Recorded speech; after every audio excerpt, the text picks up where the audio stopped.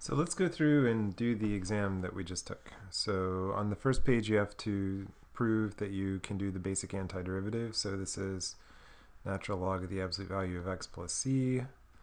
This one is x to the 4.14 over 4.14 plus c.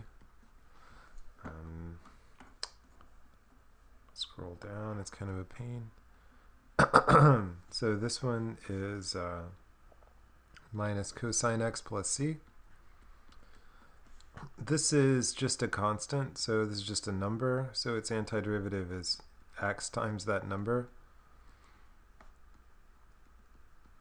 plus c.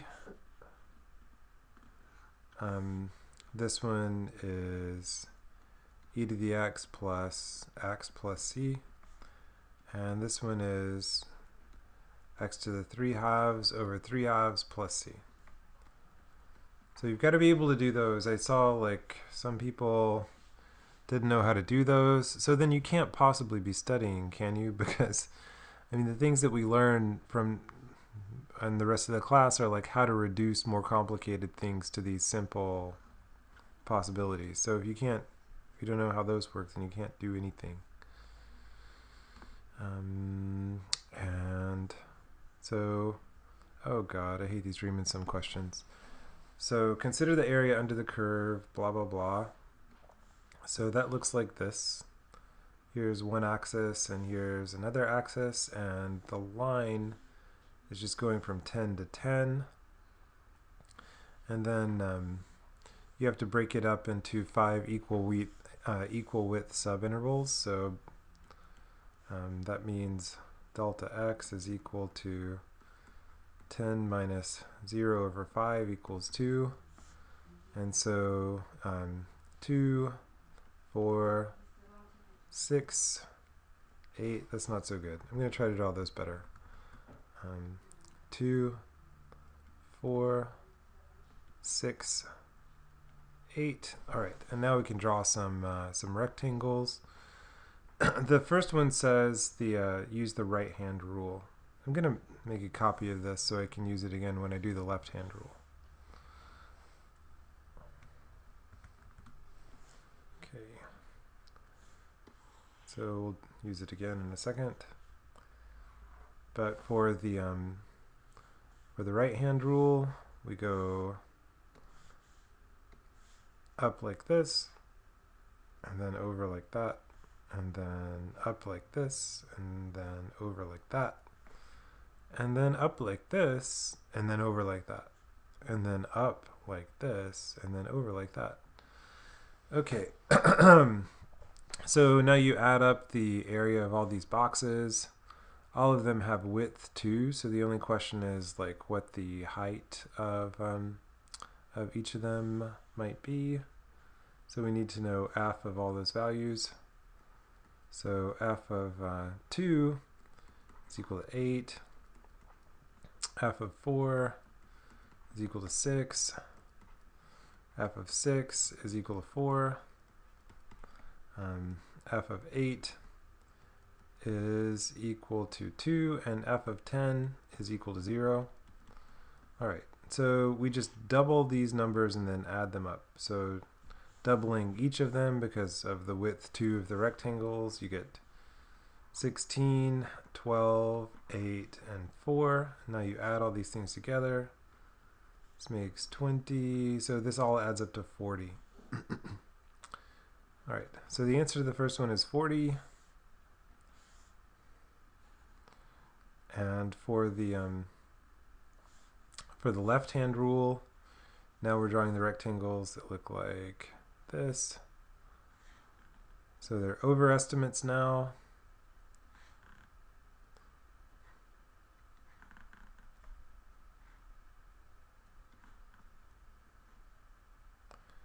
Okay, and so now the numbers that we need to add up are f of 0, f of 2, f of 3, oh sorry, not f of 3, f of 4, f of 6, and f of 8. And so what are these values?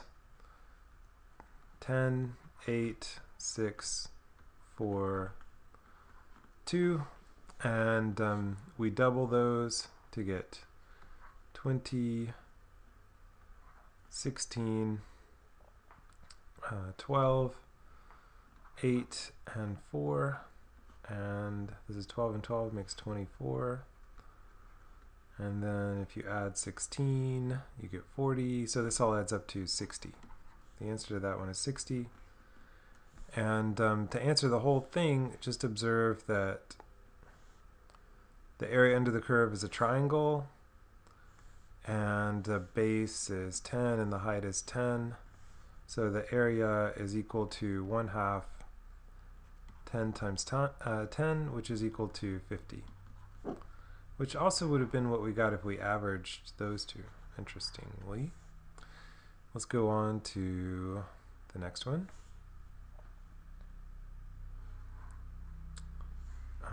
Okay, so these are just like slightly, I guess they're just definite integral versions of the simple antiderivatives. So this is x to the 4th over 4 minus x cubed plus x evaluated from 0 to 2. So the answer is 16 over 4 minus 8 plus 2. Which, if you really care, is 4 minus 8 plus 2. So this is negative 2. And this one is 7 times natural log of x evaluated from 1 to 2, which is 7 times natural log of 2.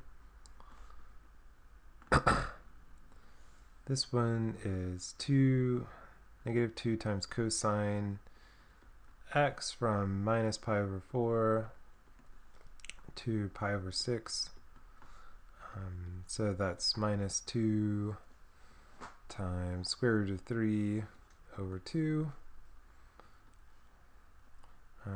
minus, what happens when you plug that in? Cosine doesn't care about things being negative, so just root 2 over 2. And that's it. That's the answer. Okay, next page.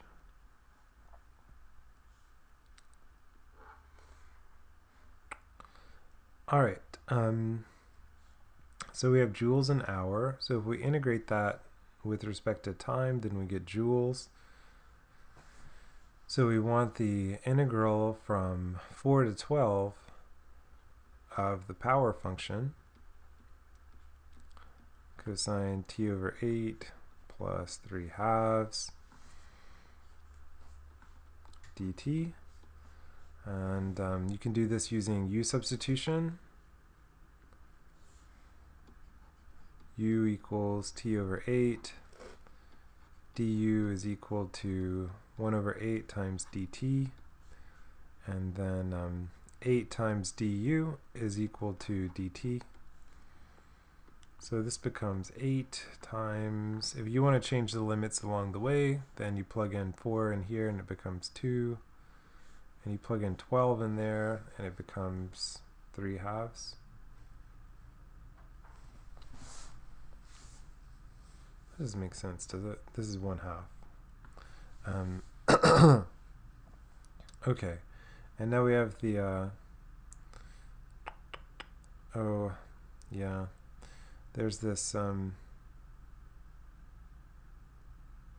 it's fine. Okay, so we'll do cosine u plus 3/2 du, which turns out to be 8 times sine u plus 3/2 u, evaluated from 1/2 to 3/2. And this is just whatever number that turns out to be. So I'll plug it in and then stop. So this is 8 times sine of 3/2 plus 9/4 minus sine of 1/2 minus 3/4. And sine of 3/2 and sine of 1/2 are not nice values, so let's just leave it there.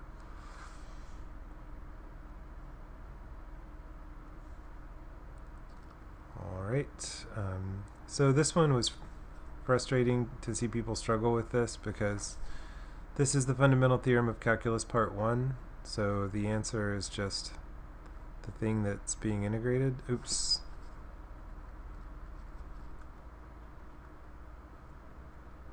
Some people actually evaluated this and then took its derivative, and in which case you should have gotten this. So if you did it the hard way, you should get the right answer. But this is fundamental theorem of calculus part 1.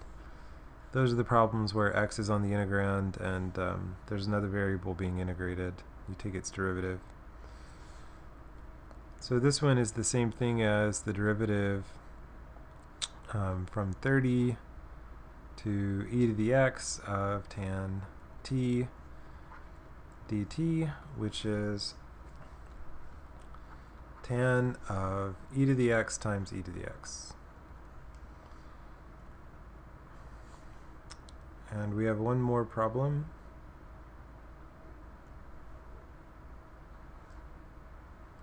Two more problems.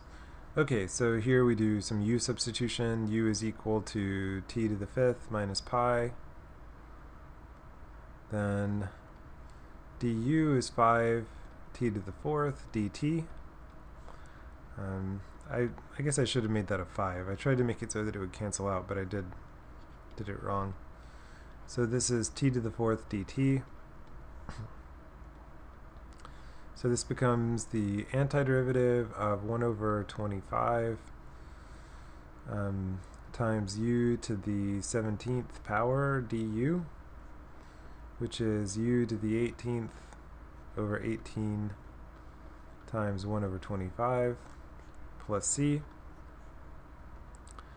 which is t to the 5th power minus pi to the 18th power over 18 times 25 plus c. And for part b, we just integrate that.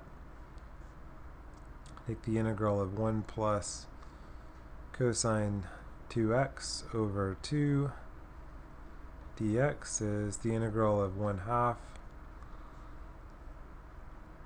plus 1/2 cosine 2x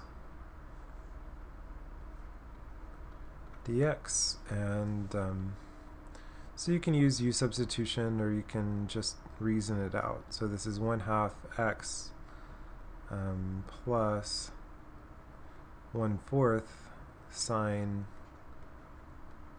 2x, and now you can just mentally check that this works. If you take the derivative of this, then this will become 1/2, which is right. And this will become 1/4 times cosine 2x times 2, and the 2 and the 4 will cancel to make the 1/2. And so that's all. That is the end of the going over the exam, and stop.